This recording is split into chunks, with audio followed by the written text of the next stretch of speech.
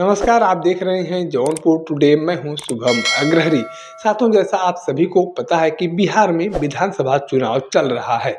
बिहार विधानसभा चुनाव का आज दूसरा चरण है, यानी कि आज दूसरे चरण का मतदान शुरू हो चुका है। और आज की बात किया जाए तो आपको बता दें कि जैसा आप सभी को पता है कि बिहार में कुल 243 विधानसभा की सीटें आती हैं, जिसको लेकर इलेक्शन कमीशन के द्वारा 2 चरणों में चुनाव कराने की घोषणा की गई थी। पहले चरण का चुनाव 6 नवंबर को संपन्न हो चुका है और इस पहले चरण के चुनाव में कुल 121 विधानसभा सीटों पर मतदान किया गया था। ऐसे में आज कुल 122 विधानसभा सीटों पर मतदान जारी है और आपको बता दें कि सुबह 7 बजे से ही मतदान का दौर शुरू हो चुका है और काफ़ी अधिक संख्या में मतदाता अपने अपने पोलिंग बूथ पर पहुंचकर वोटिंग कर रहे हैं। बताया जा रहा है कि कुल 122 विधानसभा सीटों पर 3 करोड़ 70 लाख लगभग मतदाता जो है आज अपना वोट डालेंगे, जिसमें से कुल 7 लाख के करीब ऐसे मतदाता हैं जो इस बार पहली बार अपना मतदान करेंगे, अपना वोट डालेंगे। आज बिहार के रोहतास, भागलपुर, कटिहार, जमुई, पूर्वी चंपारण, पश्चिमी चंपारण ये वो जिले हैं जिन जिलों के विधानसभा सीटों पर आज मतदान शुरू हो चुका है।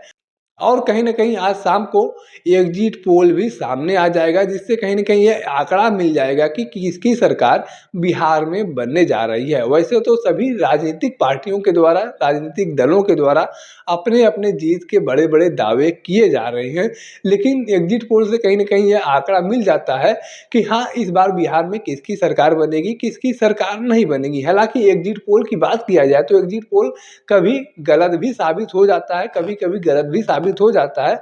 ऐसे में 100% यह नहीं कहा जा सकता कि जो एग्जिट पोल में बताया गया सेम वही चीज़ सामने निकल कर आएगी।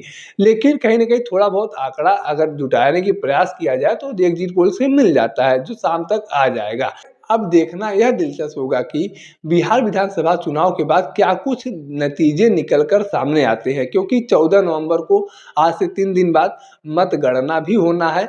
ऐसे में कहीं न कहीं अब देखना यह दिलचस्प होगा कि 14 नवंबर को क्या कुछ नतीजे निकल कर सामने आते हैं। जीत के दावे तो सभी राजनीतिक दलों के द्वारा किए जा रहे हैं। एनडीए के द्वारा लगातार दावा किया जा रहा है कि बिहार में एक बार फिर से सत्ता वापसी होगी, हमारी ही सरकार बनेगी।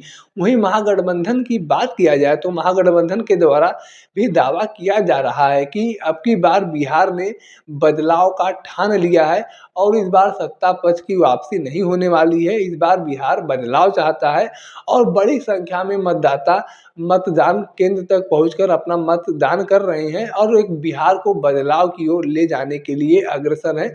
यानी कि कुल मिलाकर यूँ कहे तो गलत नहीं होगा कि महागठबंधन की ओर से सीधे तौर पर कहने का यह प्रयास किया जा रहा है कि इस बार एनडीए की सत्ता वापसी नहीं होगी, बिहार में बदलाव आएगा, एक नई सरकार का गठन होगा, महागठबंधन की सरकार का गठन होगा। ऐसे में अब आखिरी फैसला जो है वह मतदाताओं के द्वारा ही किया जाना है कि वह किसको बिहार में अपना नेता चुनती है, किसको सरकार बनाने का मौका देती है।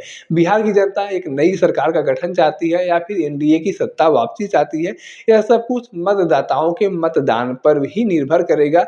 जो मतदाता आज मतदान कर रहे हैं, इनके अंदर क्या चल रहा है, क्या नहीं चल रहा है, यह उनके द्वारा ही बताया जा सकता है। और इसका नतीजा जो है 14 नवंबर को देखने को मिलेगा, जब मतगणना होगा और रिजल्ट बाहर आएगा।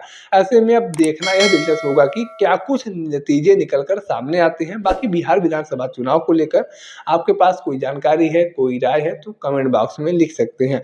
अगर आप वीडियो को फेसबुक पर देख रहे हैं तो पेज को फॉलो करें, यूट्यूब पर देख रहे हैं तो चैनल को सब्सक्राइब करना ना भूलें। साथ ही साथ आप हमारे पेज को, हमारे चैनल को इंस्टाग्राम और ट्विटर पर भी फॉलो कर सकते हैं। धन्यवाद।